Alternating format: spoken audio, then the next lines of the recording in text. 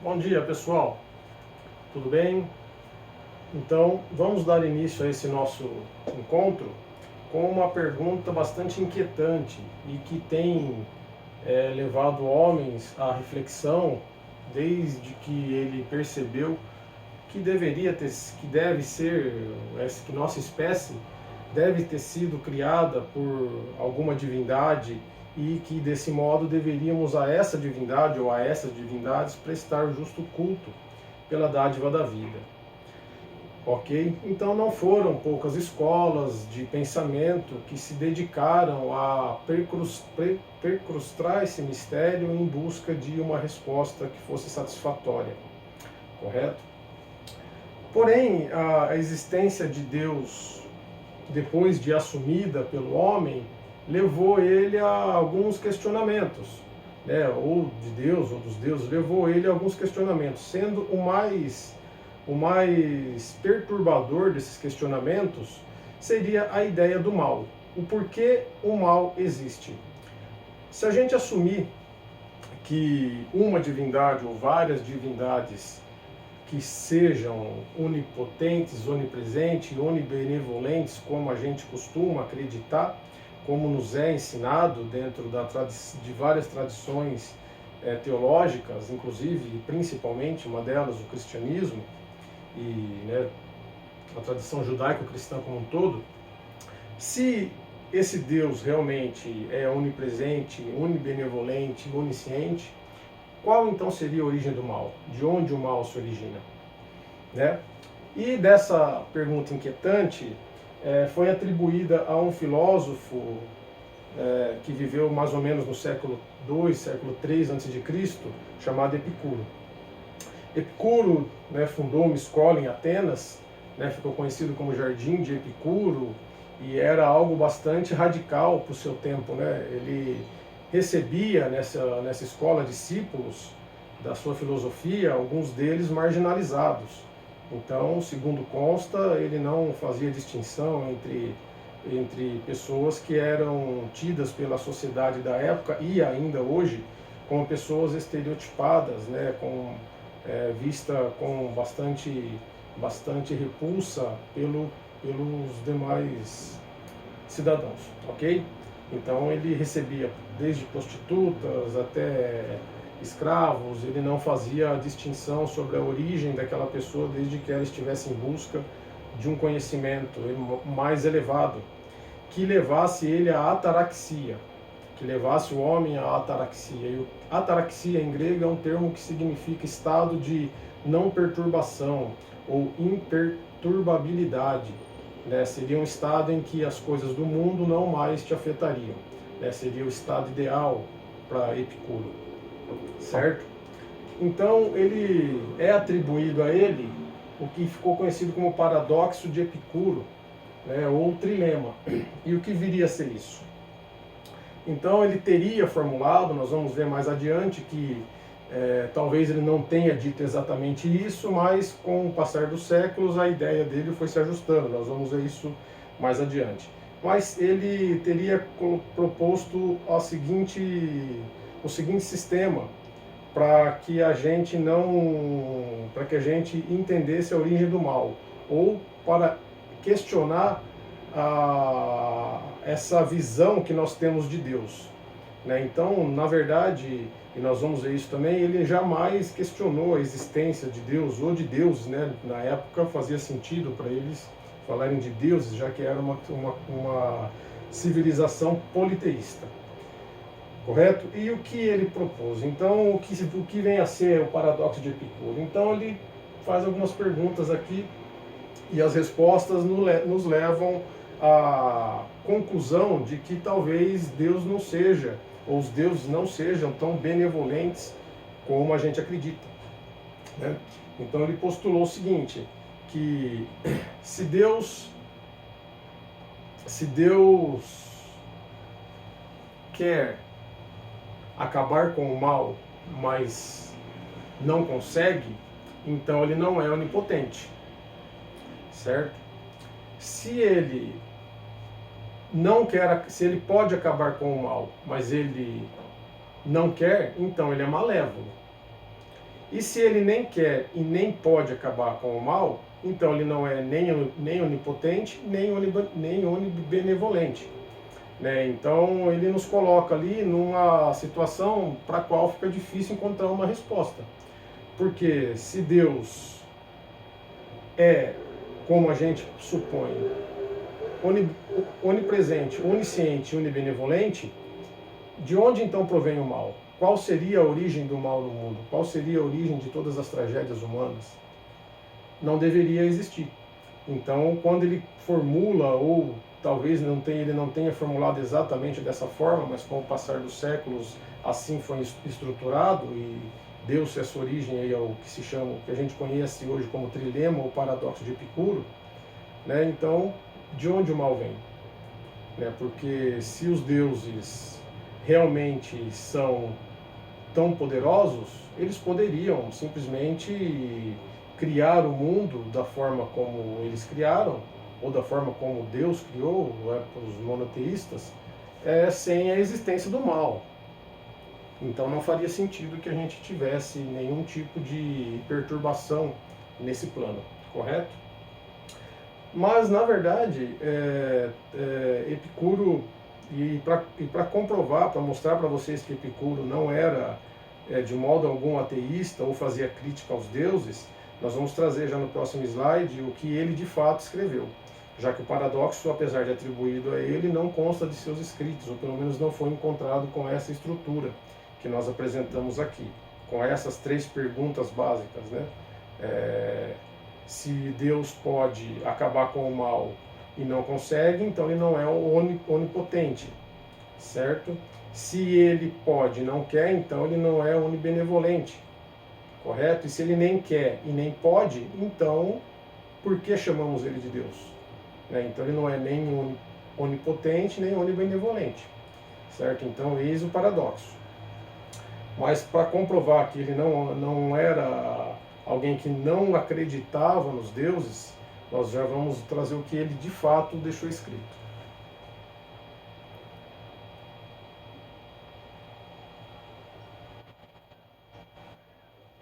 Então vamos lá. Esse fragmento foi retirado dessa obra de Epicuro, e essa sim atribuída a ele, de fato é um dos seus escritos, que consta de uma carta, né? Na verdade é uma carta chamada Carta para a Felicidade ou Carta a Meneceu. Meneceu teria sido um amigo de Epicuro, alguém muito próximo com quem ele trocava correspondências com frequência. E nessa carta, né, uma carta é um texto bastante bonito, onde ele reflete sobre várias coisas, né, inclusive buscando aquele estado de ataraxia. Né? Então, um dos conceitos que ele traz nessa carta é a questão do medo da morte, no qual ele coloca que nós não devemos temer a morte. Não significa que a gente deve ser totalmente, que não devemos ter cautela no nosso dia a dia, ou que não devemos zelar para o nosso bem-estar, não é isso que ele disse. Mas o que ele diz no livro é que não devemos temer a morte, porque quando nós existimos, a morte não está presente. E quando a morte se faz presente, nós já não mais existimos. Então, partindo desse raciocínio, né, não faz sentido realmente nenhum a gente temer a morte, correto? Mas só mencionei isso a título de conhecimento e para demonstrar o que ele queria dizer com o estado de ataraxia, que é a não perturbação, o estado de imperturbabilidade, no qual a gente não se desprende dos medos mundanos, das coisas da forma como nos são ensinadas, correto? E o que ele nos diz aqui a respeito dos deuses é isso aqui. Eu vou ler para vocês porque talvez não esteja muito legível aí pelo projetor, mas vamos lá. Então o que ele nos diz é o seguinte: ímpio não é quem rejeita os deuses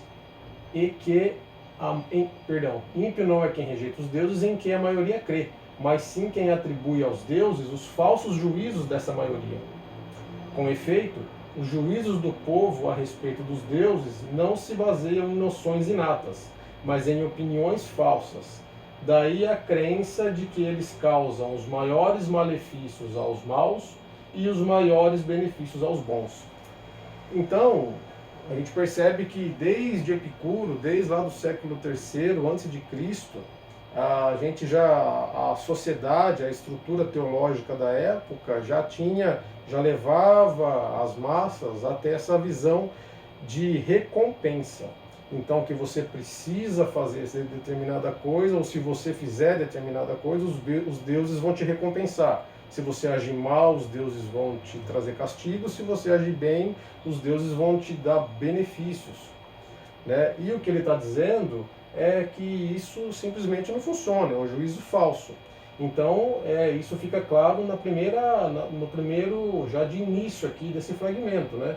Então, ele nos diz que ímpio não é quem rejeita os deuses em quem a maioria crê. Ou seja, ele não está rejeitando a ideia de que os deuses existem. Para ele, então, a gente pode inferir desse fragmento que ele também acreditava nos deuses. Só que ele não atribuía aos deuses essa interferência, essa ingerência na vida humana. Né? Ele entendia que o homem podia se autodeterminar, né? E que os deuses não estavam tão preocupados com o que nós fazemos ou deixamos de fazer. Afinal de contas, eles são deuses. Né? E partindo desse pressuposto, é como se a gente saísse de manhã preocupado com o que as abelhas estão fazendo, o que qualquer outro ser aí do reino animal está fazendo. E não é dessa forma que funciona. Correto? Então, o que ele está dizendo é que se os deuses existem, e ninguém duvida disso, eles não agem da forma como nós acreditamos. Eles não ficam lá anotando nossos erros e nossos acertos para nos punir ou para nos recompensar. Não é assim que funciona. É isso que ele está nos dizendo aqui. Correto? Então, vamos lá. Se o nosso mal, então, se o mal que chega até nós, se o mal que nos aflige não tem origem divina, qual seria então a origem do mal? De onde provém o mal? E aqui a gente vai para o nosso próximo slide para demonstrar que não foram poucos os filósofos e teólogos que tentaram dar uma resposta para essa pergunta tão inquietante.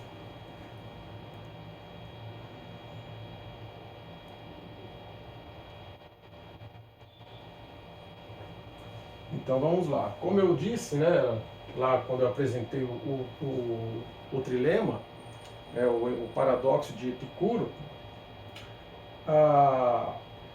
que quem havia de fato estruturado o trilema daquela forma, porque não foi encontrado naquela estrutura nos escritos de Epicuro, né, nós temos a obra de David Hume, né, essa obra dele intitulada como Diálogo sobre a Religião Natural. Deixa eu acertar o slide aqui. Diálogo sobre a Religião Natural, né, onde ele traz aí, curiosamente, o trilema, da forma como a gente viu lá no início do vídeo. Correto? No início lá no primeiro slide. E o que ele está nos dizendo aqui é o seguinte, as velhas questões de Epicuro permanecem sem resposta. A divindade quer evitar o mal, mas não é capaz disso, então ela é impotente. Ela é capaz, mas não quer evitá-lo, então ela é malévola. Ela é capaz de evitá-lo e quer evitá-lo, então de onde provém o mal? Né? Então, percebam que ao passar dos séculos, David Hume, já um filósofo ali que viveu pouco antes da Idade Moderna, da Idade Contemporânea, melhor dizendo, ele já havia postulado, ele também, nessa obra dele, ainda questionava a origem do mal. Né? Nessa obra dele, Diálogo sobre a Religião Natural, ele também se fazia essa pergunta, e essa obra é bastante interessante, que o enredo dela é, de fato, diálogo entre pessoas, entre diversos personagens ali.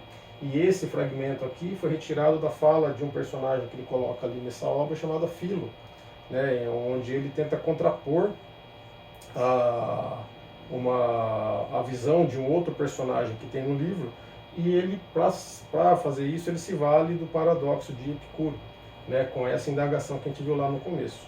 Correto? Então, a gente percebe que a gente ainda não tinha, e hoje a gente ainda não tem uma resposta definitiva para a origem do mal. Né? Perceba que nenhum deles até aqui está questionando a existência ou não dos deuses, e talvez nem seja razoável ou prudente fazer isso. Porém, a existência do mal é algo que realmente não faz sentido. E não foram poucos os filósofos e teólogos que se dobraram, se debruçaram sobre essa questão em busca de uma resposta definitiva, para a qual até hoje não temos. Mas veremos adiante que temos alternativas ao convencional, né? São ideias que já foram propostas há muito tempo, mas que por algum motivo, ou político, ou para atender a determinados interesses, foram relegados. E nós vamos dar início a isso neste encontro ainda, ok? Então vamos lá.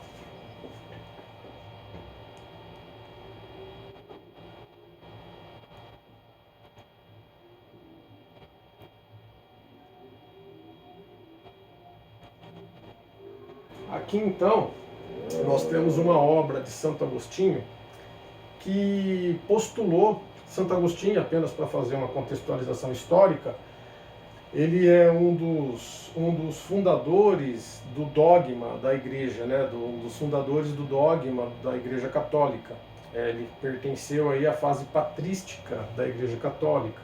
E a fase patrística realmente reuniu ali, e ela tem esse nome porque está relacionada a patriarcas, aqueles que fundaram, aqueles que iniciaram, né? Aqueles que postularam os dogmas basilares que sustentam a Igreja até os dias de hoje. Correto? E ele também se defrontou com esse problema do mal. E a solução que ele encontrou, né, a solução que ele postulou para o problema do mal, de onde vem o mal, na verdade foi uma resposta ao paradoxo de Epicuro, aquilo que nós vimos. Né? E a resposta que Santo Agostinho encontrou foi o livre-arbítrio. Então, a gente vê isso nessa obra que ele escreveu, que tem o mesmo nome. Ele, na verdade, escreveu uma obra toda dedicada a explicar o que seria o livre-arbítrio, qual a função dele, de onde ele vem e tudo mais. E esse fragmento que eu destaquei aqui bem revela isso. Deixa eu ampliar um pouco aqui para ver se melhora a leitura. Ok? Então vamos lá. Ele nos diz: acontece que aqueles bens desejados pelos pecadores não são maus de modo algum.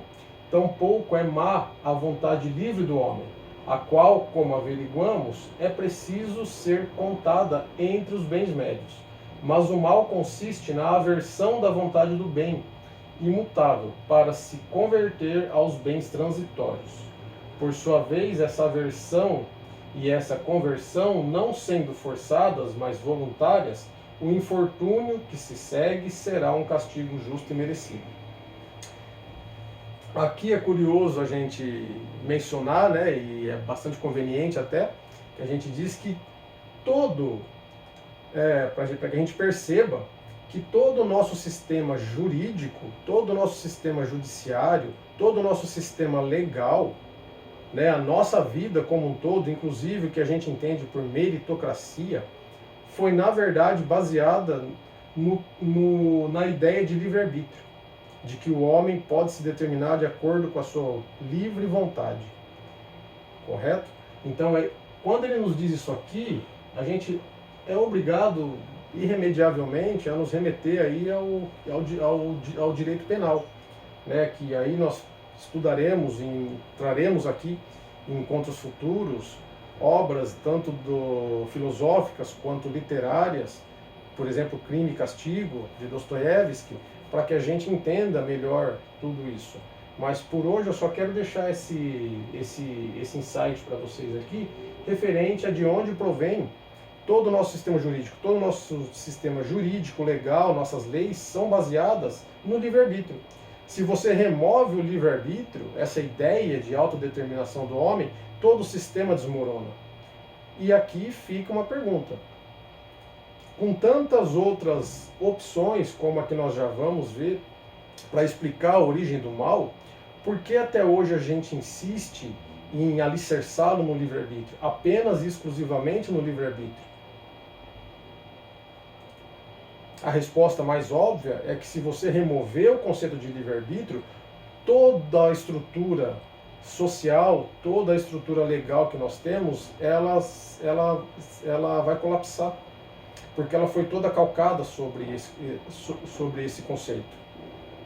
Ainda que ele não seja verdadeiro, ainda que ele não seja único, né, no qual a gente poderia se basear. Mas há séculos a gente vem se baseando nele e hoje ele é dominante e removê-lo causa temor. Nós lançaria a sociedade a um vazio, a um desconhecido. O que nós colocaríamos no lugar do livre-arbítrio se ele fosse removido? Como nós iríamos estruturar nossas leis, nossa sociedade, se removêssemos o livre-arbítrio?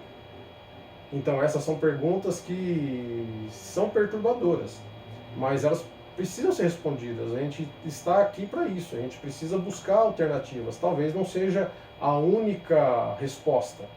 E para que a gente já dê aqui para vocês para que a gente consiga já dar para vocês algo em que pensar sobre a origem do mal, a gente já vai aqui para o nosso próximo slide, ok?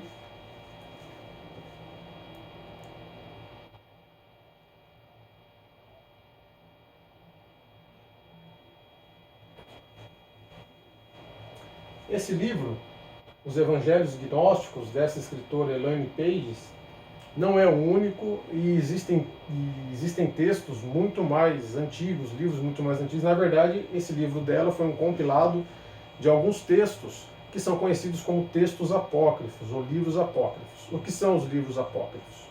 Os livros apócrifos são simplesmente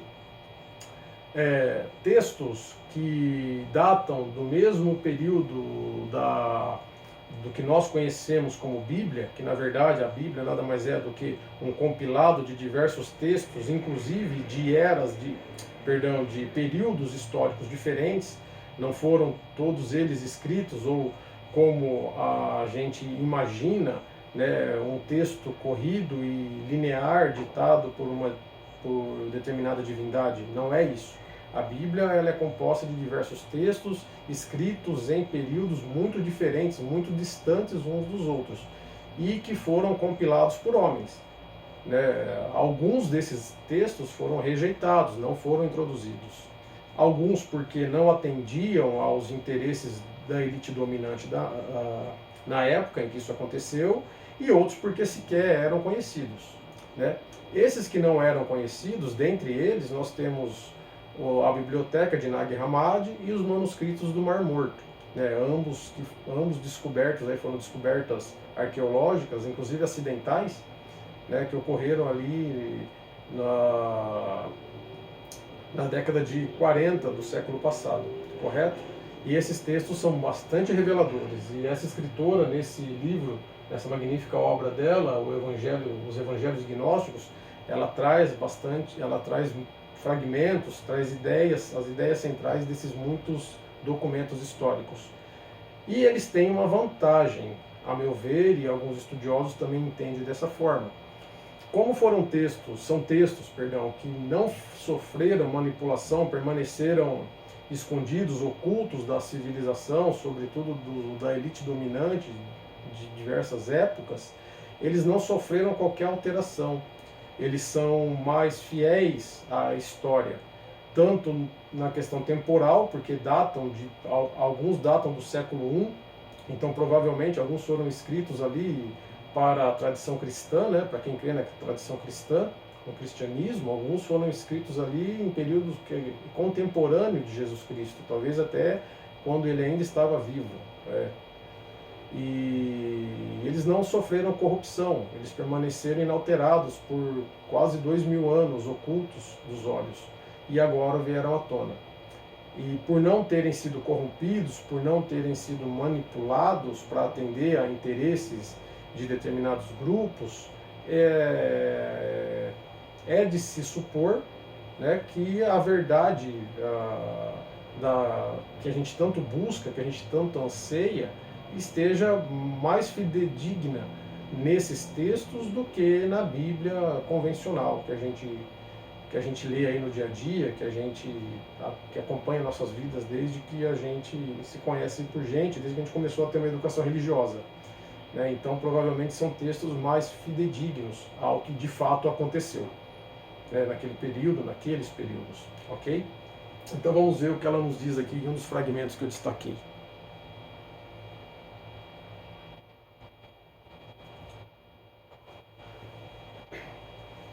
E aqui ela está falando da gnose, viu? Quando ela fala essa tradição secreta, ela está falando do gnosticismo, de que nós falaremos muito daqui para frente, ok? Então ela nos diz aqui, essa tradição secreta revela que Deus, que a maioria dos cristãos, que a maioria dos cristãos venera de modo ingênuo como Criador e Pai, é na verdade apenas a imagem do verdadeiro Deus. Não é Deus, explica, porém o Demiurgo. Gravem esse nome que nós vamos falar bastante dele. O Demiurgo que governa como rei e senhor e age como comandante militar, que legisla e julga aqueles que infringem sua lei. Em suma, ele é o Deus de Israel. Os gnósticos, mais um pouco aqui.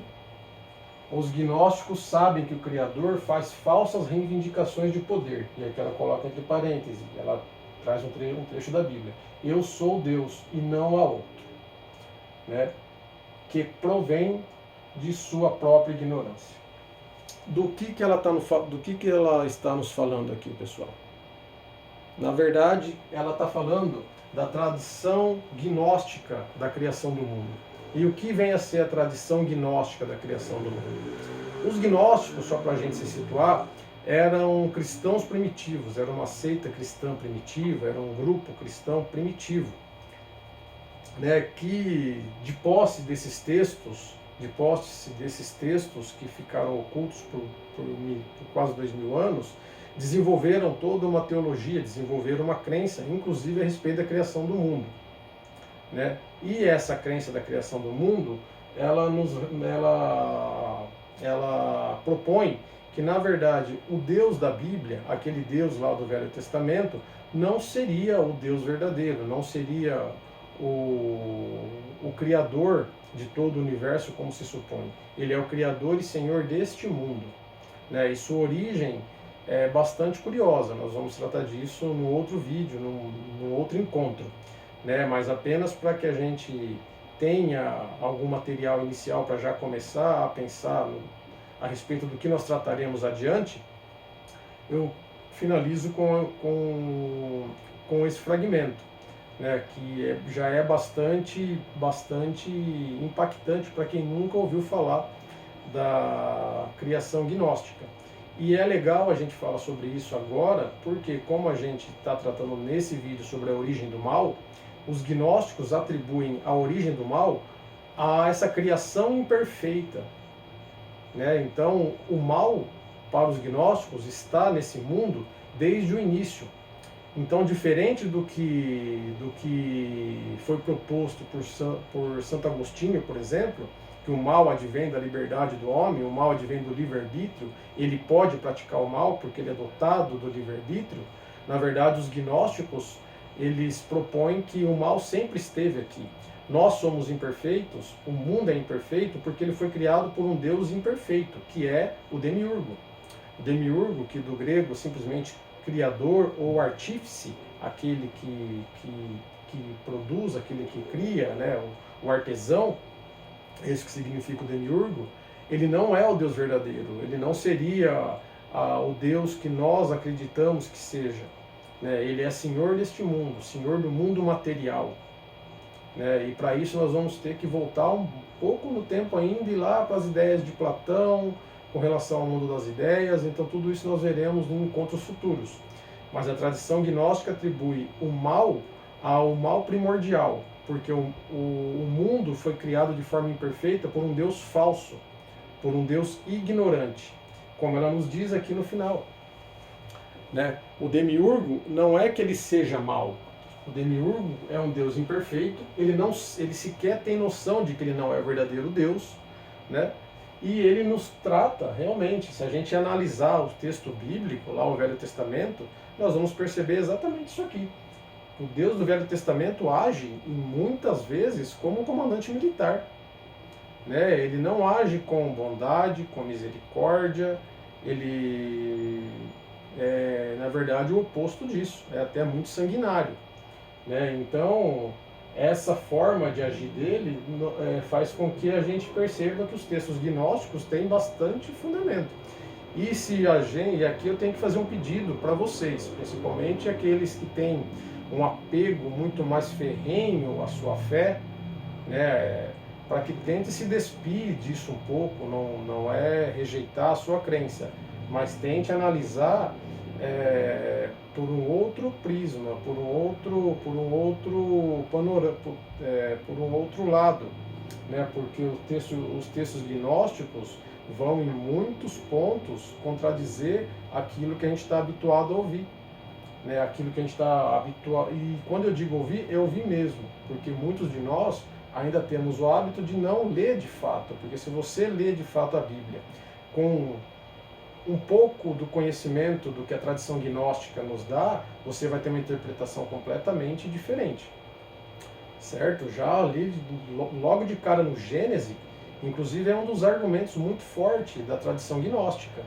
né? Eu vou mencionar aqui, nós trataremos de forma mais aprofundada adiante, mas eu já vou trazer aqui uma indagação para que vocês pensem sobre a visão da criação, a ideia que nós temos da criação. Um dos argumentos que os gnósticos usam, que a tradição gnóstica usa para nos convencer de que o Deus do Velho Testamento, aquele Deus lá do Jardim do Éden, que teria criado Adão e Eva, não é o Deus verdadeiro, mas sim o falso Deus, que é o Demiurgo, né, é o fato atrelado ao que nós passamos a conhecer como o pecado original, ali simbolizado em Eva ter comido a maçã, apesar de não ser da maçã, não está especificada em nenhum dos textos, né? Simplesmente foi uma alegoria, atribuiu-se ali a maçã pelas características que é dita ali, uma fruta agradável aos olhos e tudo mais, mas em nenhum momento diz maçã. O texto diz que eles não poderiam, Adão e Eva não poderiam comer do fruto da árvore do conhecimento do bem e do mal. Eles poderiam ali saborear de qualquer fruto, de qualquer planta que existisse no Jardim do Éden, mas Deus, o Deus ali do Velho Testamento, que para os gnósticos é o Demiurgo, é um Deus falso, é um Deus ignorante, ele não é mau, mas ele não sabe que ele é Deus, por isso que ele é cheio de defeitos, e daí a origem do mal no mundo, correto? Ele teria proibido Adão e Eva de comer de uma árvore determinada, que era a árvore que dava os frutos do conhecimento do bem e do mal. Em dado momento ali, para quem já leu minimamente a Bíblia, pelo menos o Gênesis, sabe ali que a serpente, em dado momento, conversa com Eva. Depois, mais adiante, nós vamos explicar essa questão aí da serpente falar, né, na visão gnóstica, porque é bem estranho uma serpente falar, né, concordem comigo. Mas existe uma explicação que os gnósticos nos dão para isso aí, né, e que a Bíblia não traz. E a própria serpente ficou estigmatizada, né, porque ela passou a ser vista aí como um símbolo de traição, de tentação, e nós vamos ver que não é nada disso. Então não precisa sair matando cobra por aí, ok? Então vamos lá. Na visão gnóstica, quando a serpente convence Eva a comer o fruto da árvore do bem e do mal, a serpente pergunta para Eva por que ela não poderia comer. E Eva responde que Deus teria dito a ela que se ela comesse, ela morreria. No dia em que isso está escrito na Bíblia. Peguem e leiam, não acreditem no que as pessoas dizem. Leiam. Ok? Então, o que Eva diz, e é assim que está escrito, é que no dia que eles comerem do fruto da árvore do conhecimento do bem e do mal, será o dia em que eles morrerão. Pois bem, Eva vai lá e come. A serpente convence ela. A serpente diz, não, pode comer. Eu comi e não morri. Eu comi dessa fruta e não morri. Na verdade, esse Deus que está aí não quer que você coma, porque o dia que você comer, você vai se igualar a ele, você vai ter conhecimento. Seus olhos se abrirão. É isso que está escrito. E Eva, mesmo tendo recebido a ordem de não comer sob pena de morrer, sob pena de morte, se ela comesse, ela vai lá e come. Não só come, como ela entrega o fruto a Adão. E Adão também come. E a Bíblia diz que nesse momento os olhos dele se abriram. E ali tem toda uma alegoria que a gente entende ali como pecado original e tudo mais, que eles sentiram vergonha e se cobriram com folhas, mas isso tudo é simbólico, ok? Mais adiante nós vamos explicar o simbolismo disso, correto? Não é exatamente a forma como nos é ensinado, pelo menos não na visão gnóstica, não quero aqui dogmatizar ninguém, ok? Mas nós traremos uma alternativa à visão tradicional. E essa alternativa à visão tradicional, à tradição judaico-cristã, é o gnosticismo. E aí vocês tiram as conclusões de vocês se faz sentido a visão gnóstica, correto? Mas enfim, vamos retomar. Então, quando Adão e Eva comem de fato aquela fruta que era proibida, que segundo Deus levaria eles à morte, faria com que eles morressem, o dia que eles comessem a fruta seria o dia que eles iriam morrer, o que acontece em seguida? É que eles não morrem. Eles comem do fruto, mas não morrem. Eles são expulsos lá do paraíso e tudo mais, vem toda uma série de dizeres lá, que a mulher sentirá os dores do parto, Adão terá que viver que o sustento de Adão será fruto de seu suor e tudo aquilo que a gente já conhece, correto? Mas o fato principal aqui, o argumento principal dos gnósticos é que ao comer da árvore do fruto do conhecimento do bem e do mal, eles não morrem. E isso nos leva a pensar o quê? Que Deus mentiu para eles. Aquele Deus do Velho Testamento, aquele Deus que havia criado o Jardim do Éden, colocado Adão e Eva lá, mentiu. E por que ele teria mentido? Por que Deus mentiria para a própria criação? Nós que somos pais, podemos nos fazer essa pergunta, né?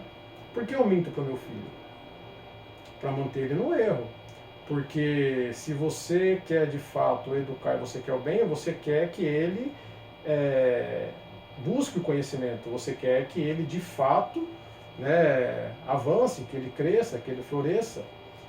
E se há algo, e se existe algo que tem algum perigo para ele, mentir não é a melhor forma, educar é a melhor forma. Então, por que um Deus onipresente, onibenevolente e onipotente mentiria para a sua criação?